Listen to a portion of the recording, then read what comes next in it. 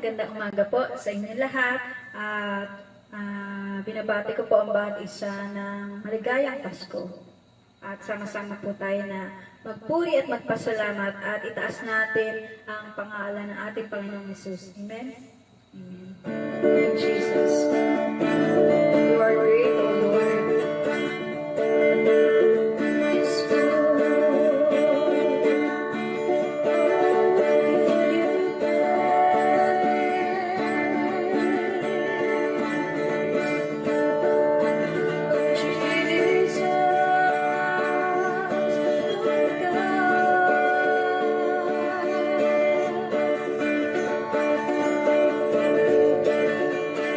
This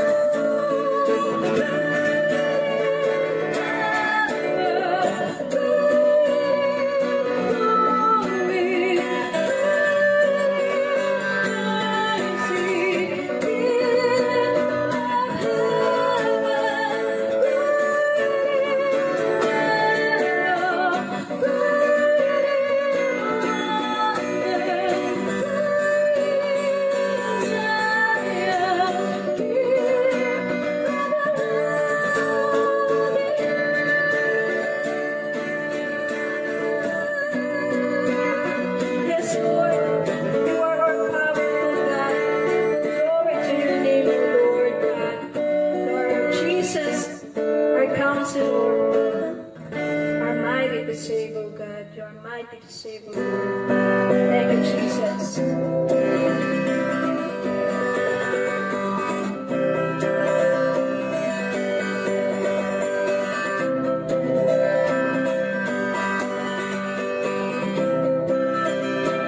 Joy to the world, the Lord is come.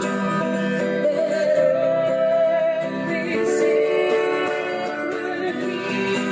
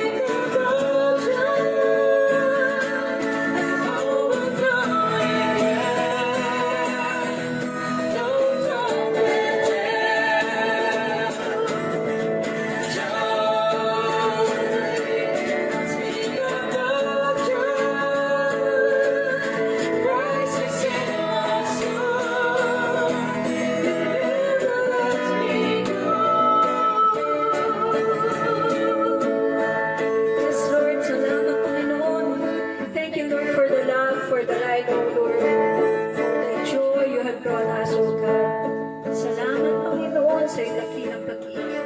Patuloy kaming aawit sa iyo, Lord. May pasasalamat na may kagalakan, O Diyos. Thank you, Jesus.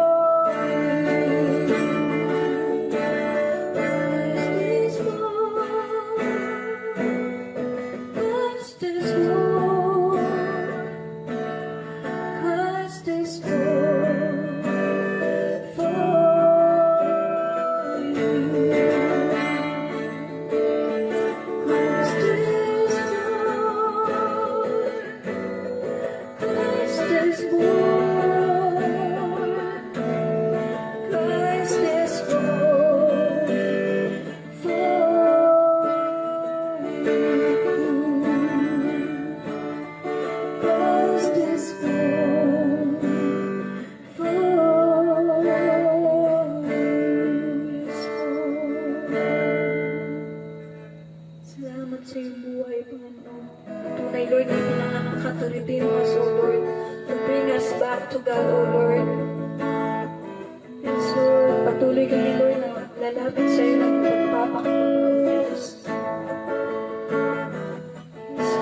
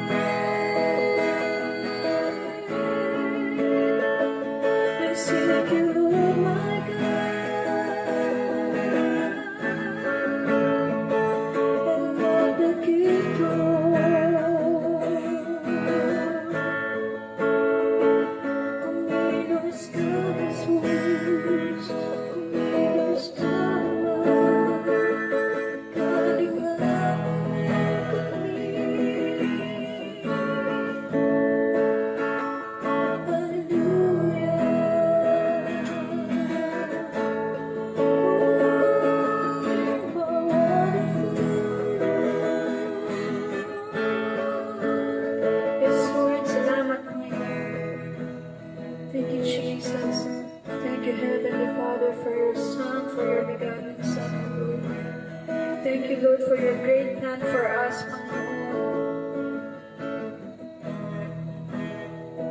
Plan not to harm us, Lord, but to give us hope in the future, O God.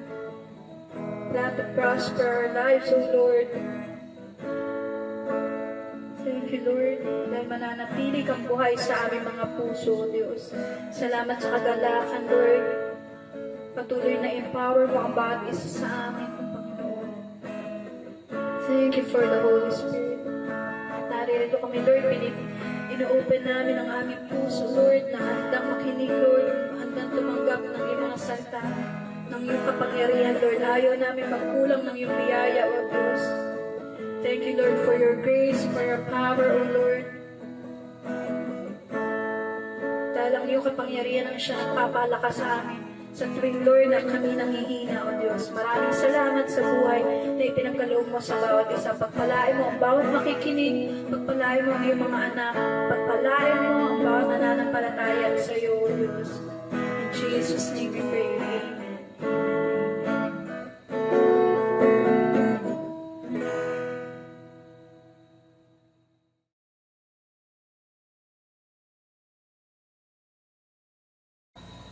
Great is the Lord and most worthy of praise. His greatness no one can fathom. Mapagpalang umaga po sa inyong lahat. At nais ko lamang po na kamustahin ang bawat isa. Sa nagdaang 11 months ng year 2023, kamusta na po ba yung kalalagayan natin sa harapan ng Panginoon? Kamusta na po yung ating espiritu? Dalangin ko na ang bawat isa ay nasa mabuting kalalagayan. At nagpapasalamat po ako sa ating Panginoon sa pagkakataon na makapag-share ng mga natutunan ko sa ating Panginoon. At sa umaga pong ito, samahan niyo po ako na tanggapin ang kanyang mga salita through the life of Apostle Paul. Dito po sa Philippians 3:13-14, dito ko po kinuha yung title ng pag-uusapan natin, Forgetting the Past Behind, Press On Towards the Goal. At sa New Testament, mababasa po natin kung ano-ano yung mga naranasang paghihirap ni Apostol Pablo. Na-amaze po ako nung mabasa ko yung life testimonies niya. Kilala naman po natin siya bilang si Saul bago pa man siya nakakilala sa Panginoon. At naging taga-usig siya against the early church. Mababasa natin yan sa Galatians 1:13-14. Hindi ko na po nailagay dyan. Basahin ko na lang po. Alam naman ninyo ang dati kong pamumuhay noong kasapi ako sa relihiyon ng mga Hudyo. Inusig ko ng lubos ang iglesia ng Diyos at sinikap ko itong lipulin. At tungkol naman sa pagsunod sa relihiyon ng mga Hudyo, nahigitan ko ang marami sa mga kaedad ko. Dahil tapat kong sinunod ang mga tradisyong nanggaling pa sa mga ninuno namin. Makita natin yung dedication ni Apostol Pablo doon sa pag-usig niya sa katuruan ni Jesus. Ganun na lamang katindi yung pag-uusig niya at nagawa niya yung magbahay-bahay pa para lamang dakpin o hulihin yung bawat mananampalataya at dalhin niya sa kulungan.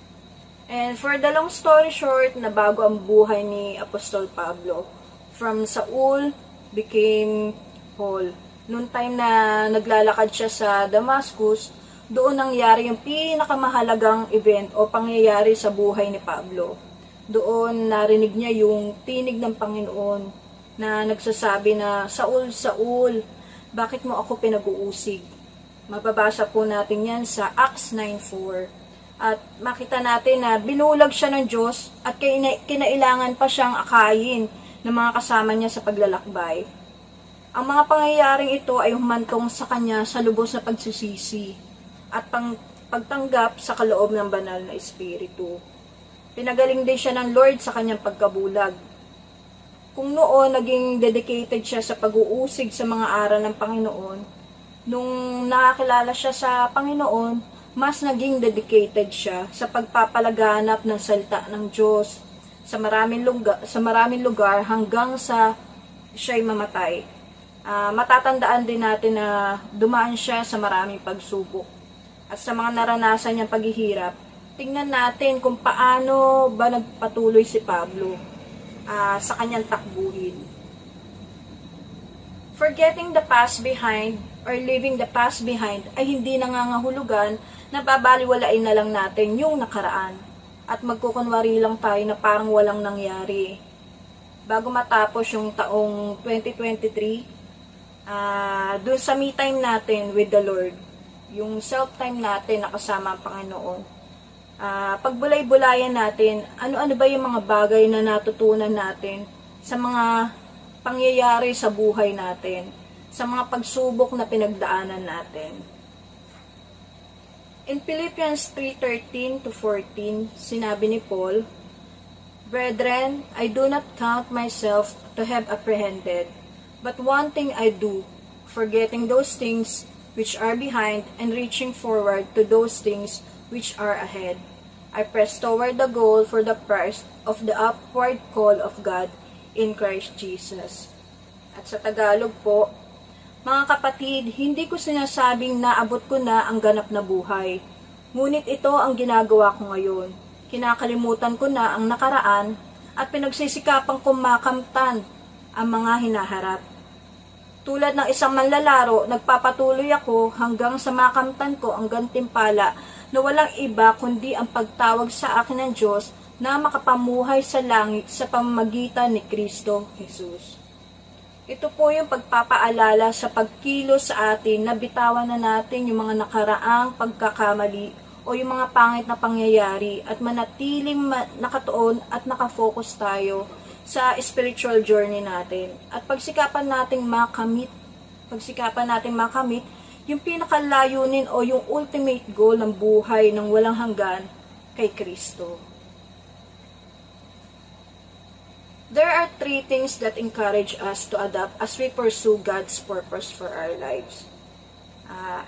Ito po, yung number 1 is perseverance, number 2 is discipline, and number 3 yung believing or faith. So number 1, we need to adopt an attitude of perseverance. Makita po natin na sa kabila ng pagsubok at yung paghihirap na naranasan ni Apostol Pablo, nagpatuloy siya sa paglakad kasama ang Panginoon. Maganda example yung naging karanasan ni Paul na mababasa natin sa New Testament. Hinarap niya yung sari-saring pagsubok, ngunit hindi siya tumigil sa paglilingkod sa Panginoon. Nagpatuloy siya kahit na napakadaming paghirap yung dinaanan niya. At hinihimok din ni Paul yung mga taga-Pilipos noon na mag-focus sa kanilang mga spiritual growth at magtiyaga sa kanilang pananampalataya sa kabila ng mga hamon sa buhay at kahirapan. In 2 Corinthians 11:16-33, hindi ko na po nilagay dito. Pakibasa niya na lang po sa inyong mga bahay. 2 Corinthians 11:16-33, ito yung mga paghihirap ni Pablo bilang apostol na makikita natin dyan yung pinagdaanan niya habang naglilingkod siya sa Panginoon. Halos wala pa yata tayo sa kalingkingan ni Pablo sa mga naranasan niya. Yung mga struggles niya sa habang naglilingkod sa Panginoon.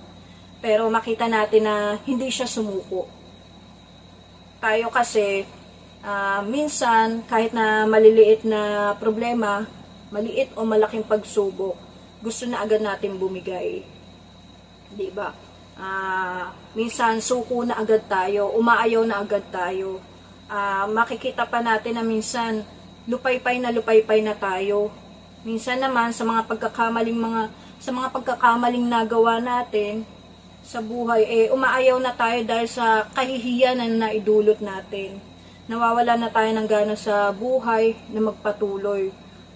Wala naman sigurong tao na hindi nakakaranas ng pagsubok. Alam ko naman na lahat tayo merong kanya-kanyang pinagdadaanan. Kahit ako naranasan ko po yan, lalo na yung nakagawa ng kasalanan, yung nakasakit ka ng damdamin ng ibang tao. Sobrang, alam mo yung kahihiyan na nung para natauhan ka sa ginawa mo dahil sobrang hiya yung ginawa mo. na halos hindi ka na talaga makakatayo, yung halos ayaw mo nang gumising sa umaga, hindi ka na makalakad, at yung mukha mo hindi mo mapapansin, minsan bagsak na, hindi mo napapansin na nakita pala sa mukha mo yung kalungkutan. At ganun din nung maisip natin, di ba, na nasaktan natin ang Panginoon. Parang syempre nakakahiya para sa part ng Panginoon na tayo bilang Kristiyano is nakagawa ng mga ganung bagay. At kahit habang nagmi-minister tayo sa Lord, may mga trials pa din. Sabi nga si Paul, makita natin yung struggles niya, pero nagtiyaga siyang magpatuloy. Tingnan po natin sa Romans 7:15 to 25. Romans 7:15 to 25, hindi ko maunawaan ang aking sarili, sapagkat hindi ko ginagawa ang gusto ko, sa halip ang kinasusuklaman ko ang siya kong ginagawa. Ngayon, kung ginagawa ko ang hindi ko gusto, nangangahulugang sumasang-ayon ako na mabuti nga ang kautusan. Kung gayon, hindi na ako ang may kagagawa niyon, kundi ang kasalanang naninirahan sa akin. Alam kong walang mabuting bagay na naninirahan sa aking katawang makalaman. May kakayahan akong naisin ang mabuti, ngunit hindi ko lamang ito magawa. Sapagkat hindi ko ginagawa ang mabuting gusto ko, ang masamang hindi ko gusto ang siya kong ginagawa. Kung ang ginagawa ko ay hindi ko nais, hindi na ako ang gumagawa nito, kundi ang kasalanang naninirahan sa akin. Ito ang natuklasan ko. Kapag nais kong gumawa ng mabuti, ang masama ay malapit sa akin. Sa kaibuturan ng aking puso, ako'y nalulugod sa kautusan ng Diyos. Ngunit may ibang kapangyarihan sa mga bahagi ng aking katawan na salungat sa tuntunin ng aking isip. Binibihag ako ng kapangyarihang ito sa kasalanang naninirahan sa aking katawan. Kay saklap ng aking kalagayan. Sino ang magliligtas sa akin mula sa katawang ito na nagdadala sa akin sa kamatayan? Wala nang iba pa kundi ang Diyos sa pamamagitan ni Kristo Jesus na ating Panginoon. Salamat sa Kanya, ito nga ang kalagayan ko. Sa pamamagitan ng aking isip, pinaglilingkuran ko ang kautusan ng Diyos. Ngunit sa pamamagitan ng aking katawang makalaman, ay pinaglilingkuran ko ang tuntunin ng kasalanan. Binanggit niya dito yung patuloy niyang pakikibaka sa kasalanan, yung struggles ni Apostle Paul, at hindi niya ito mapigilan. Sinabi niya na hindi niya magawa yung gusto niya, ngunit sa halip, ginagawa niya kung ano yung kinasusuklaman niya. Gusto niyang gawin kung ano yung mabuti, ngunit sa halip, kung ano yung masama, yun pa yung ginagawa niya. Grabe yung struggles niya, di ba? Yung paghihirap ni Paul. Same din sa nararanasan natin sa ngayon, applicable pa rin sa atin ito pero makita natin dito yung sinabi ni Paul sa 2 Corinthians 12:9 na, "But he said to me, my grace is sufficient for you, for my power is made perfect in weakness. Therefore, I will boast all the more gladly about my weaknesses, so that Christ's power may rest on me."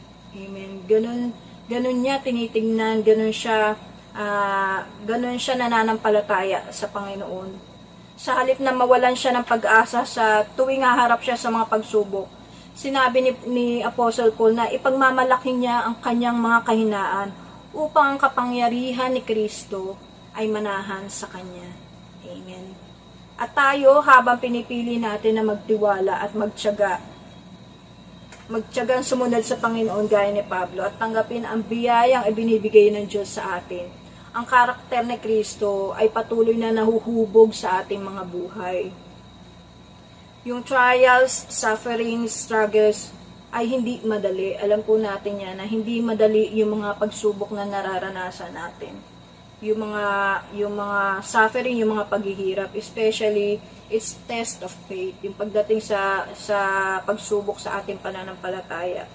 Paul's message encourages us to let God's grace take over us when we are weak. For this will all the more glorify God. Amen. At sa naranasan ni Pablo na nag-struggle siya, pinapakita dito yung self-determination at yung self-improvement. Hindi yun mababago yung puso natin. Mahihirapan tayo lalo lang tayo madadaya ng kaaway. Yung kung self-determination at yung self-improvement lang yung gagawin natin. Kadalasan si Satanas tumitira yan sa pinakasimpleng paraan na hindi natin namamalayan na nabihag na pala niya tayo. Never underestimate the power of sin. Kilala naman natin, di ba, si Satanas. Satan manipulates and deceives. We must never attempt to fight it in our own strength. We need to take hold on to the power of God that is available to us. We need the help of God and the help of the Holy Spirit. Kailangan po talaga natin ang Panginoon sa buhay natin. Ibigay natin sa Panginoon yung mga kahinaan natin. Isuko natin sa Kanya lahat ng mga dapat na isuko natin sa harapan ng Panginoon. Huwag natin igapos yung sarili natin sa nakaraan.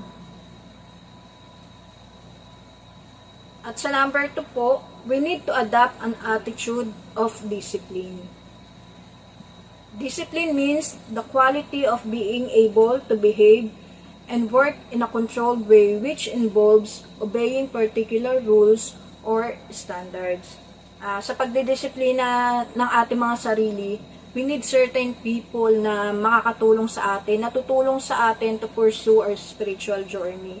Nandiyan naman yung mga leaders natin, lalong nandiyan ang ating pastor na laging nakagabay sa atin.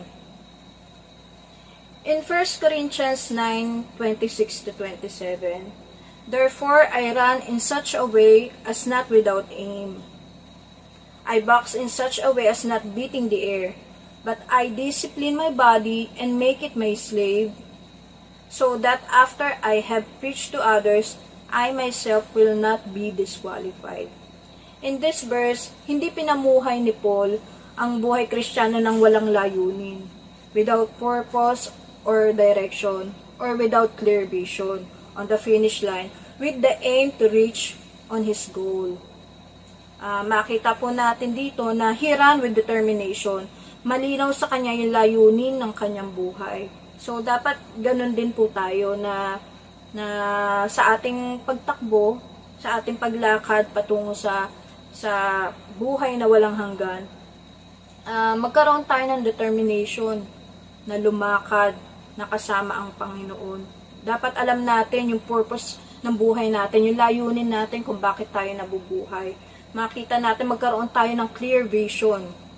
It is necessary to discipline ourselves, our bodies, if we want to accomplish our goals. If ang goal natin is makapag-minister sa Panginoon at yung ma-meet natin yung nire-require ng Lord sa atin, na kailangan talaga natin ng disiplina. Para magampanan, para yung nire-require ng Lord sa atin is magawa natin ng tama. At kailangan natin ng disiplina at kailangan nating magpadisiplina. Amen po. Gaya nga ng isang manlalaro, di ba? Kapag may ine-aim siya na certain body weight, makikita natin yung disiplina nila. Kay Pacquiao pa lang, di ba? May mga laban na may inaalaw sila na may, ganun timbang lang. So, nakita natin kung paano mag-exercise, kung paano disiplinahin ni Pacquiao yung kanyang sarili. Maging sa pamumuhay niya, yung lifestyle niya, yung eating habit niya, makikita natin doon kung paano niya dinidisiplina yung sarili niya. The way of living nila nababago dahil nga nandoon yung disiplina to reach that weight goal. Ganun din dapat sa buhay natin bilang mga Kristiyano. And we need the grace of God para magawa natin yan. Kasi kung sa sarili lang natin, di ba? Kung makita nga natin, di ba, si Pacquiao, hindi naman siya, kumbaga, hindi lang siya sarili na nag-exercise o nag-ensayo. Marami siyang kasama, maging ang coach niya, meron siyang coach na laging gumagabay sa kanya para tulungan siya. Ganon din tayo, more on sa atin bilang mga Kristiyano na habang tayo'y tumatakbo, lumalakad patungo sa walang hanggan na kasama ang Panginoon. Kailangan din natin yung disiplina, at ang grace lang ng Panginoon ang siyang makakatulong sa atin para magawa natin yun. At the grace of God trains us to live with self-controlled, upright, and godly lives in the present age. Basahin po natin sa Titus 2:11-14. For the grace of God has been revealed, bringing salvation to all people, and we are instructed to turn from godless living and sinful pleasures. We should live in this evil world with wisdom, righteousness, and devotion to God. While we look forward with hope to that wonderful day when the glory of our great God and Savior Jesus Christ will be revealed. He gave His life to free us from every kind of sin, to cleanse us and to make us His very own people, totally committed to doing good deeds. At dito po sa 1 Timothy 4:7-8, but have nothing to do with irreverent folklore and silly myths. On the other hand, discipline yourself for the purpose of godliness, keeping yourself spiritually fit. For physical training is of some value, but godliness, spiritual training, is of value in everything and in every way, since it holds promise for the present life and for the life to come. Bilang mananampalataya, magsumikap po tayo. Makita sa atin na nagsusumikap tayo bilang Kristiyano. Kung gusto natin makamtan yung gantimpala na walang iba kundi yung pagtawag sa atin ng Diyos na makapamuhay sa langit sa pamamagitan ni Kristo Jesus. Make every effort. Gaya ng sinabi po rito sa 2 Peter 1:5-9, dahil dito, pagsikapan ninyong maidagdag sa pananampalataya nyo ang kabutihang asal. Sa kabutihang asal, ang kaalaman. Sa kaalaman, ang pagpipigil sa sarili. Sa pagpipigil sa sarili, ang pagtitiis. Sa pagtitiis, ang kabanalan. Sa kabanalan, ang pag-ibig sa mga kapatid kay Kristo. At sa pag-ibig sa mga kapatid kay Kristo, ang pag-ibig sa lahat. Sapagkat kung ang mga katangiang ito ay nasa inyo at lumalago, nagiging makabuluhan at kapakipakinabang ang pagkakakilala nyo sa ating Panginoong Hesus. Ngunit ang mga nagkukulang sa mga katangiang ito ay mga bulag sa katotohanan. Nakalimutan na nilang linisin na sila ng Diyos sa dati nilang mga kasalanan. Amen? Disiplinahin din natin yung ating mga sarili. Paano ba natin didisiplinahin ang ating mga sarili? Pagdating dun sa pagbabasa ng ating Biblia, alam natin, makita rin sa atin, di ba, kung paano tayo sumunod sa ating mga leader. Meron tayong call, Bible reading every day. Makita sa atin yung pagsunod natin. Doon pa lang makita na yung effort natin sa pagbabasa, na napakatyaga ng ating pastora na talagang pinupush tayo para maging kultura na natin yung pagbabasa ng Bible at yung mga ma-meditate natin ito, yung manguya natin ng mainam yung pagkain na ibinibigay ng Lord sa atin. Build the Word of God in our life. I-build natin yung salita ng Panginoon sa buhay natin. Lagi nating itanim sa ating mga puso, sa ating mga isipan. Laging pinapaalala sa atin, di ba, na immerse in the Word. Bakit lagi itong sinasabi sa atin? Para maging aware tayo. Para maging aware tayo sa mga bagay na nais ng Lord na ipamuhay natin. Maging doon sa pag-attend natin sa mga small group gathering. Meron naman tayong mga online fellowship. Kasama natin yung mga kapatid natin sa Panginoon. Sa ganitong paraan is nagkakaroon tayo ng lakas na nanggagaling sa bawat isa. Na-encourage ang bawat isa, lalo na, di ba, kapag naririnig natin yung mga testimony ng bawat isa, yung mga mabubuting bagay na ginawa ng Panginoon sa bawat isa, lalo na yung mga times na nagdaan din sila sa hirap, sa mga struggles, kung paano nila napagtagumpayan yung mga ganung bagay dahil sa grace ng Lord. Diba, na-uplift yung spirit natin. Maging yung pananalangin natin sa lahat ng oras. Na maging kultura natin na lagi tayo makapag-usap sa Panginoon. At wag nating hayaan na sa isang araw, hindi natin makausap ang Panginoon. Dahil ang Panginoon, ang gusto niya, lagi natin siyang kinakausap. Attend Sunday service, wag natin kaliligtaan yung araw ng pagsamba natin, nakasama ang ating mga kapatid sa pananampalataya, kapatid natin sa Panginoon. Pagsumikapan din natin na umiwas sa mga bagay na alam mo na magkukos ng pagkakasala mo. Umiwas na tayo and put to death the lust of the flesh. Get rid of all evil behavior. Kasama yan sa disiplina natin. Yung pita ng laman. Kung alam mo yung kahinaan mo, wag mo na isuong yung sarili mo na maglakas ka pa ng loob na kaya ko to, kaya ko to. Minsan dyan tayo nadadaya dyan tayo napapahamak na sinasabi natin kaya ko to.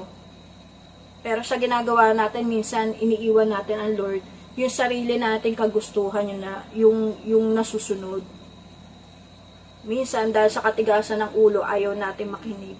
Doon nagkakaroon ng kapahamakan. Iwasan na natin, baguhin na natin.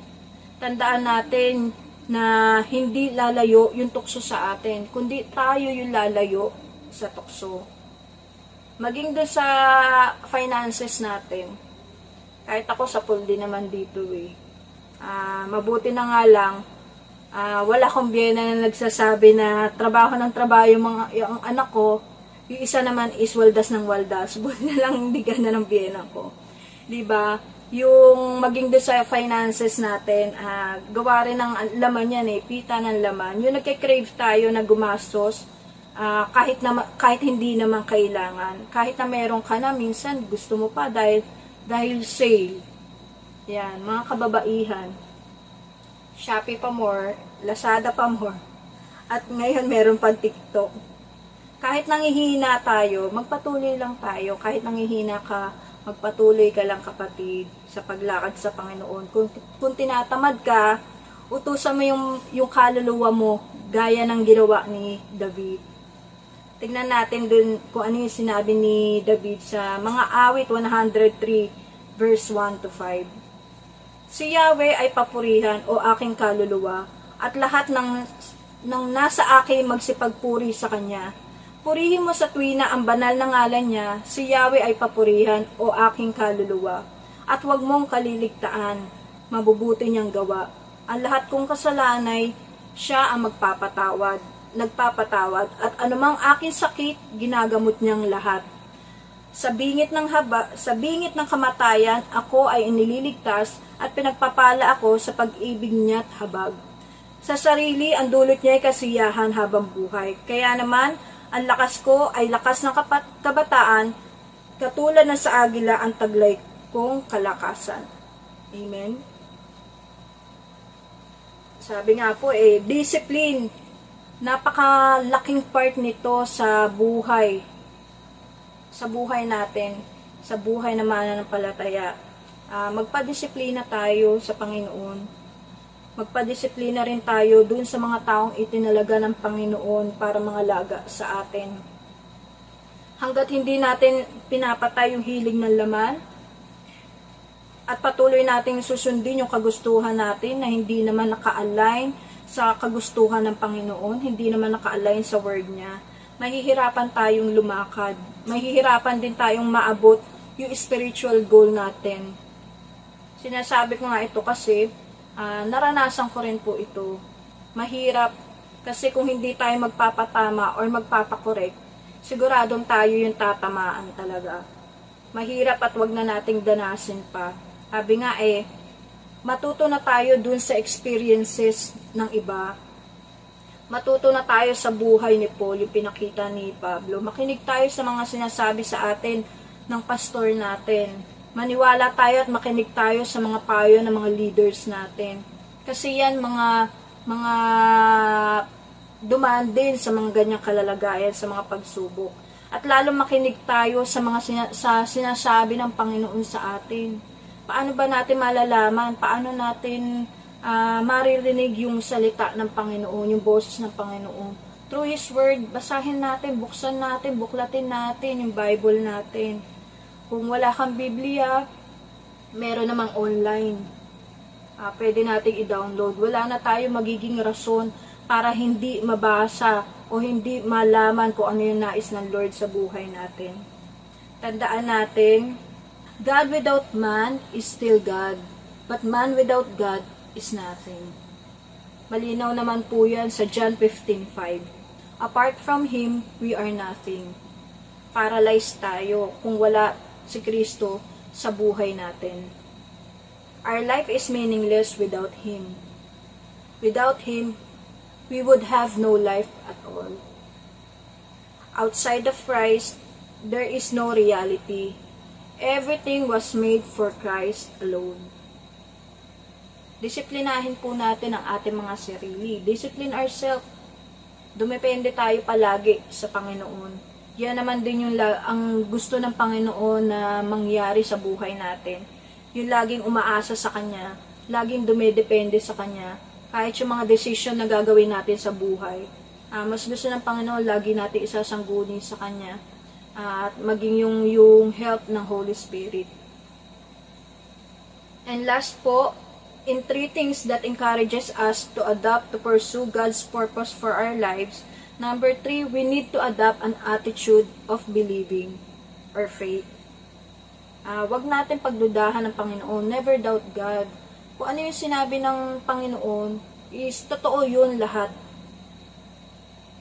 Basahin po natin dito sa Philippians 1:6. Sinabi ni Paul with great confidence, "And I am certain that God who began a good work within you will continue His work until it is finally finished on the day when Christ Jesus returns."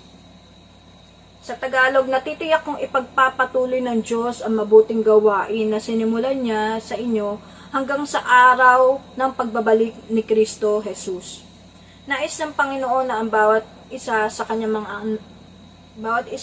mga anak ay mabago from one state of glory to the next.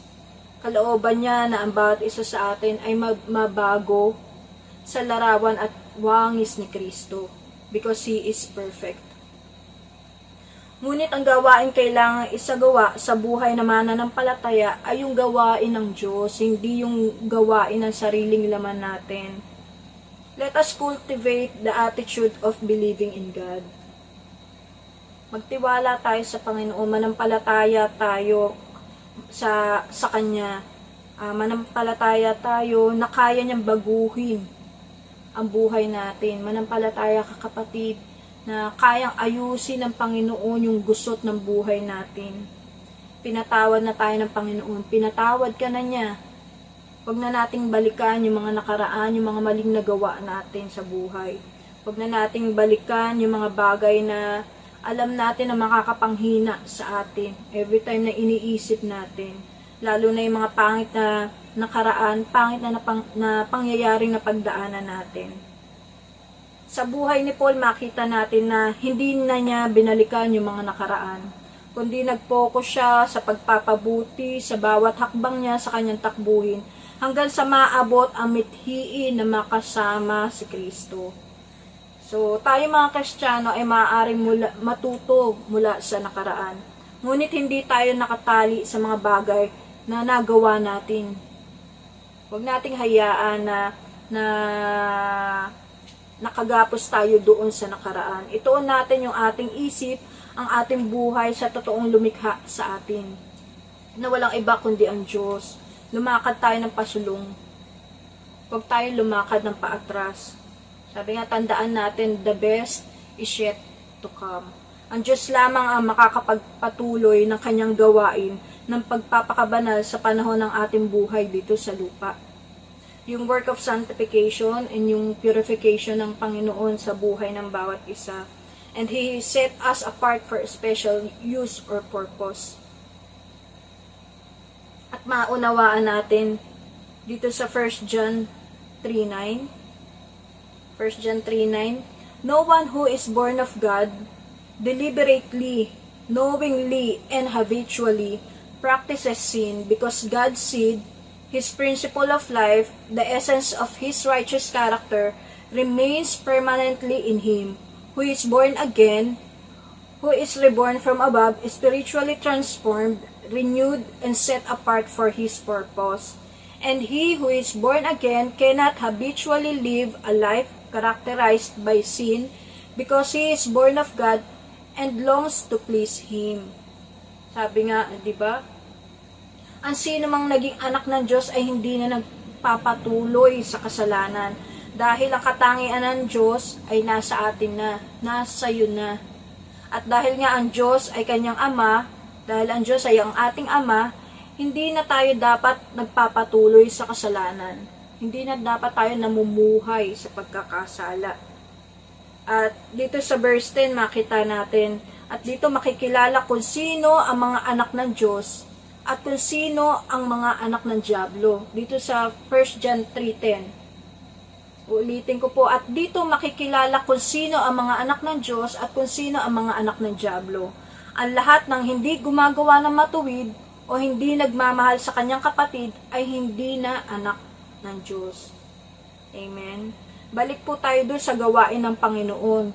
Ang Diyos lamang ang makakapagtapos na mabuting gawain na kanyang sinumulan. Nang tayo ay pinahayag na matuwid, declared righteous by faith. At kahit kailan hindi natin magagawa sa sariling pamamaraan natin na tayo'y maging perpekto.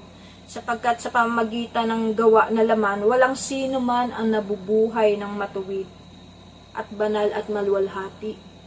Ang gawain ng kaligtasan ay sa Diyos lamang at hindi dahil sa ating mga mabubuting gawa. Kaya wala tayong dapat ipagmalaki kahit kanino man. Wala tayong maipagmamalaki sa Panginoon. Kaya si Apostol Pablo, makita natin dito, di ba? Sure siya sa kilos ng Panginoon eh. With great confidence, sinabi niya na yung ang Panginoon na nagsimula, ang Lord din ang magtatapos ng gawain. At naniwala siya at naranasan niya yung pagkilos ng kapangyarihan. Pagkilos at kapangyarihan ng Panginoon sa kanyang buhay. Hindi na natin kailangan gumawa ng anuman para tayo ay maligtas o manatiling ligtas. Sa biyaya lamang ng Panginoon, tayo ay naligtas. Tayo ay naligtas sa pamamagitan ng pananampalataya at dapat na mabuhay sa pamamagitan ng pananampalataya sa ating Diyos na buhay. At sa application po, so before the year 2023 ends, let us embrace growth. Malaman natin na spiritual growth is a lifelong process. There's always a room for improvement para sa malalim na pag-unawa at paglago sa ating pananampalataya. I-release mo yung mga bagay na hindi nakarapat-dapat sa ating buhay, sa iyong buhay. Isuko mo lahat yung mga dapat mong isuko sa harapan ng Panginoon. At manampalataya ka. Have faith na kaya tayong baguhin ng Panginoon, kaya kang baguhin ng Panginoon. Matuto din tayong makinig sa sinasabi ng banal na Espiritu.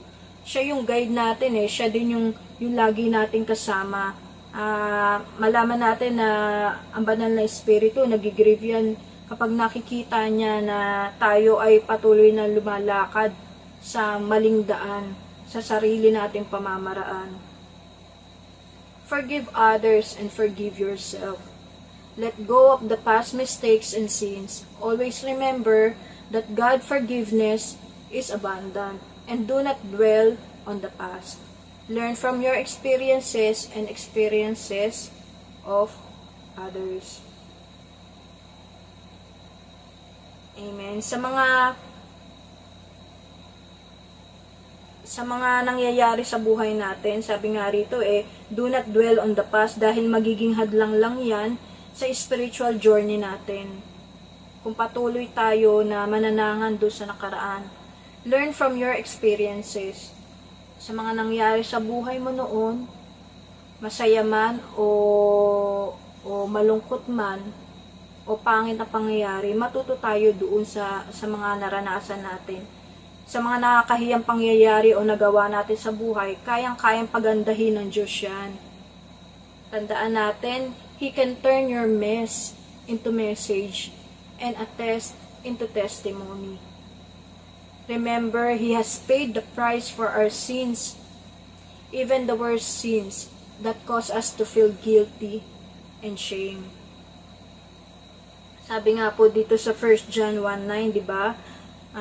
If we freely admit that we have sinned and confess our sins, He is faithful and just, true to His own nature and promises, and will forgive our sins and cleanse us continually from all unrighteousness, a wrongdoing, everything not in conformity with His will and purpose.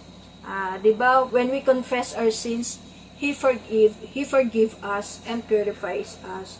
Yung totoong repentance, yung totoong sorry na nag-sorry tayo sa Panginoon, hindi yung gina-justify pa natin yung mga maling nagawa natin sa buhay. Yung naghahanap pa tayo ng masisisi para lang ma-justify yung mga kasalanang nagawa natin.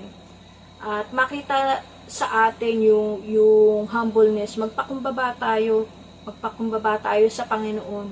Magpakumbaba tayo doon sa mga tao na nasaktan natin. Magpakumbaba tayo. At sabi nga rito, yung godly sorrow lead us to a changed heart, a renewed mind. It causes us to hate sin and love the things that God loves. It leads us to walk in the light. And remember, Jesus was born to give us light, love, hope, and joy, and to redeem us, to reconcile back to God. Lagi mong alalahanin, lagi mong tatandaan na you are loved and forgiven. We are loved by God. We are forgiven. Kaya nga, ipinanganak si Jesus. Diba? Para sa'yo. Yun yung lagi natin tatandaan. Hindi sa material na bagay kung bakit meron tayong Christmas. Tandaan natin, ang buhay ni Jesus ang pinakamahalaga. It's all about Him and not about us. Amen po. Sa ating po pagtatapos, sama-sama po tayong manalangin at pakihanda na rin po ang ating mga kaloob. Thank you, Heavenly Father, sa favor na ibinibigay mo po sa iyong mga anak. Salamat po, Panginoon, sa salita na kung saan ginamit mo ang buhay ni Apostol Pablo upang magkaroon kami ng pattern at ma-adapt namin yung attitude of perseverance, discipline, and faith na sa kabila ng mga nararanasan namin pagsubok, Panginoon, nananatili kang tapat. Salamat po, Panginoon, for the wisdom, knowledge, and understanding na na-receive namin doon sa naging karanasan ni Pablo. Dalangin namin na ang iyong kapangyarihan ay magpapatuloy upang magpalakas sa amin at magampanan at magawa namin yung mga nire-require mo sa amin bilang mananampalataya. Sa darating na Kapaskuhan, Panginoon, dalangin ko na maunawaan namin ng lubos na ang lahat ng bagay ay nagmumula at magtatapos sa iyo at maunawaan namin na ipinanganak ka to give us light, love, hope, and joy. Tulungan mo kami, Banal na Espiritu, na ituon lamang namin ang aming mga sarili sa takbuhin upang makapagpatuloy kami hanggang makamtan namin ang gantimpala na walang iba kundi ang pagtawag sa amin na makapamuhay sa langit sa pamamagitan ni Kristo Jesus. Salamat, Panginoong Jesus, na patuloy mo kaming dinadala sa kaliwanagan. At sa aming pagbibigay, nararapat lamang, Panginoon, na ibalik namin ang para sa iyo. Ginagawa po namin ito na may buong pagmamahal sa iyo. Pagpalain mo po ang bawat magkakaloob ng siksik, liglig at nag-uumapaw. At nagtitiwala kami na ikaw ang magtutustos sa lahat ng aming mga pangangailangan. Salamat po aming Amang nasa langit. Lahat ng ito ay tinataas namin sa matamis na pangalan ng Panginoong Hesukristo. Amen. Merry Christmas po sa inyong lahat.